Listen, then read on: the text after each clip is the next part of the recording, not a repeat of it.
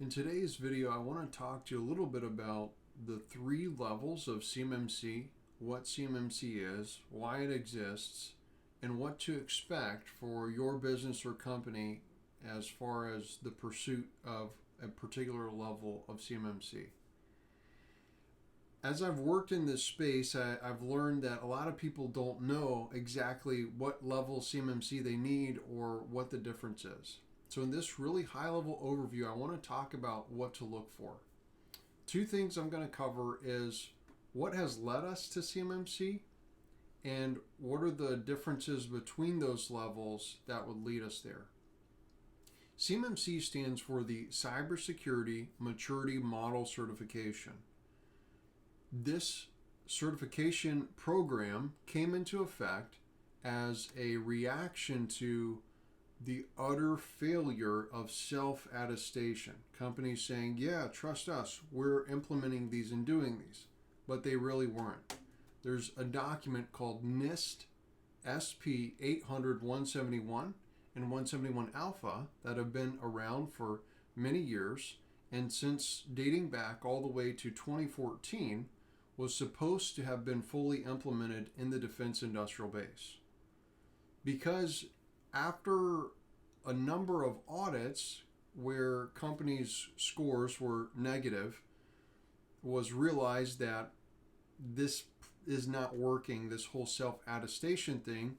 Congress passed a law that forced the creation of a number of things, including the Cyber AB and this new process of C3PAOs, not to be confused with the Star Wars character. C3PAO stands for Certified Third-Party Assessment Organization, to be spun up and not a direct arm of the government, but rather businesses that people would spin up to come in and audit all of the various defense industrial base companies, which are in the hundreds of thousands. So, due to the real loss of intellectual property in the millions or billions, depending on who you ask, every single year, this has been rolled out in an attempt to force and require that all of these cybersecurity and overall business security practices are implemented to secure different types of data. Now, different types of data are truly what separates the requirements for CMMC Level 1, CMMC Level 2, and CMMC Level 3. For CMMC Level 1, this is focused on what's called FCI, or Federal Contract Information. It has also been recently changed to CFI, Controlled Federal Information, and death by acronyms is just part of being in this space. So, FCI, Federal Contract Information, if that's all that's in a company's environment, they only need to self-attest and secure to Level 1, a very small amount of controls and objectives. For Level 1, this means 15 controls or requirements and 59 assessment objectives. Policies, procedures, and evidence will have to be gathered for all of these assessment objectives.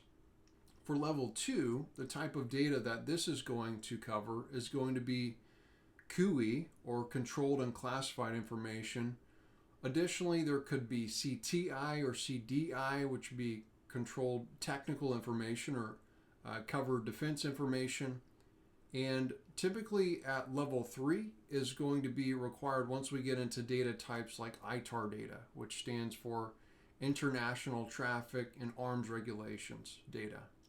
So Level 2, which is the first level that requires a CMMC certification and a C3PAO audit, this has 110 practices and 320 objectives. All 320 objectives have to be completed in order to attain that Level 2 CMMC certification. For Level 3, there's 134 practices and 418 objectives that have to be completed for the higher levels of data classification security. I hope this has been helpful. There's many more videos to come explaining all the intricacies and depth that come with these different CMMC levels.